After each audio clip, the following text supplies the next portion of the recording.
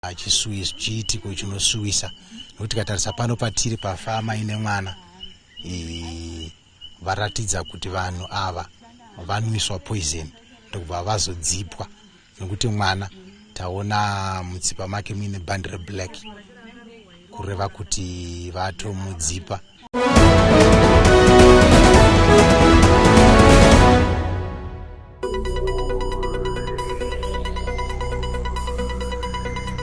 Mhuri yeZimbabwe kusangana kwatiri kuita pano paMbire TV patinokupai nhau dzakasiyana siyana dziri kuitika munyika yedu yeZimbabwe.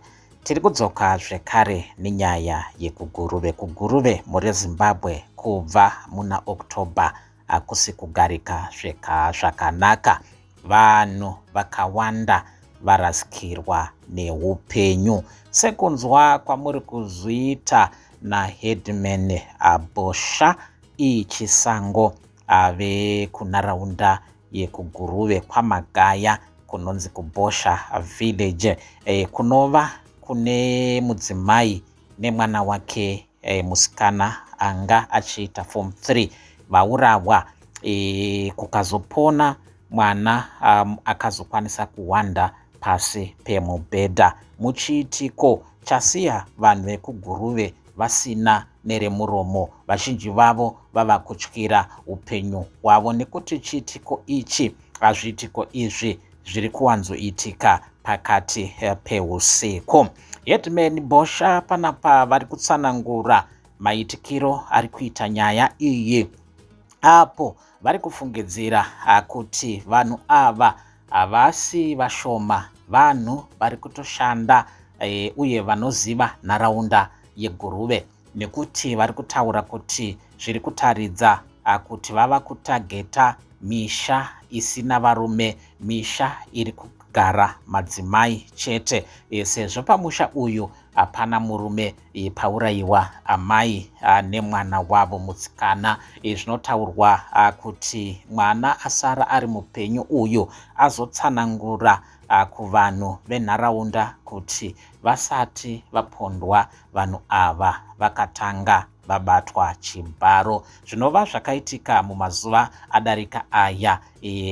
Mumwe mwanasikana anonzi akazopunyuka nekutiza asi akaswera zuva rese achibatwa chibharo nevanhu vari kufungidzirwa kuti ndivo vamwe chete vari kuita izvi.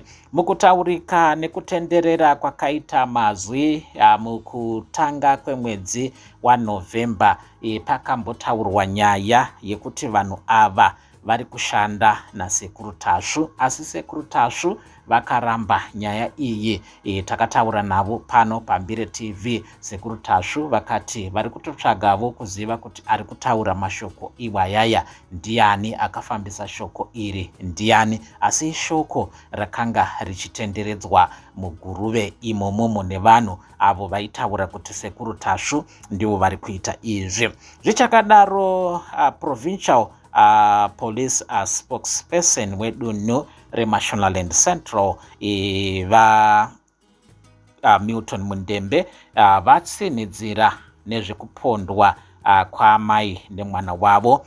Vakataura nyaya yekusevhaivha kwemumwe wacho uyo akazowanda pasi pemubhedha. Vakati vari kuenderera mberi nekuferefeta nyaya iyi. Naizvozvo veruzhinji mazuva adarika aya vakanga vachipomedzera mhosva mapurisa eZimbabwe Republic Police kuti vari kunonoka nekuti kubva Oktoba kusvika pari nhasi sei pasati pabatwa kana mumwe zvake pavanhu vari kuita izvi. Paine kurudziro yaitwavo kuti deno hurumende yatumira mauto munharaunda yeguruve, yaitawo zvekare kuti guruve iitwe curfew, kuti zuva richingonyura vanhu vomiswa kufamba kusvika kunze kwaedza. Mamwe mashoko iwayo ari kubva kuruzhinji rwenyika yeZimbabwe avo vari kubatikana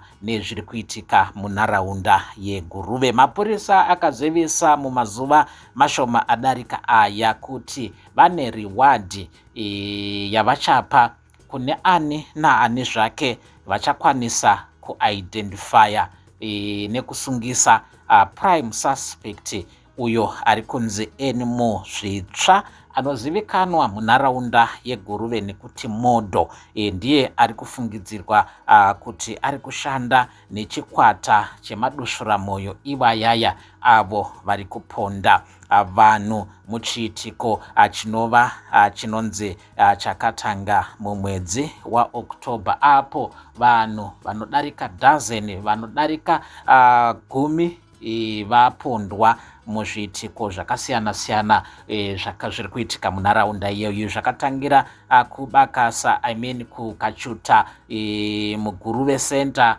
nemunharaunda dzakakomberedza Guruve ndo muri kuitika zviitiko izvozvi. Zviri kuitika kunyanya pakati peusiku, ndo pari kuitika nyaya idzodzi sekutsanangurwa kwazvaitwa naHeadman Bhosha Chisango vanova venharaunda yekuGuruve kwaMagaya kuBhosha Village kunova kwakapondwa vamwe vanhu 2. Musvondo radarika paseri pane vanhu 5 vemusha mumwe chete vakaurawa muchiitiko chakasiririsa zvikuru nekuda kwekuti pane vana vanosvika vadiki vakaurayiwa pachiitiko ichochi. Mumwe anga aine makore 2, mumwe 5, koti gogo vanga vaine 66 years nemwanasikana wavo anga aine 37 years nemwanakomana anga aine 40 years. Mwanakomana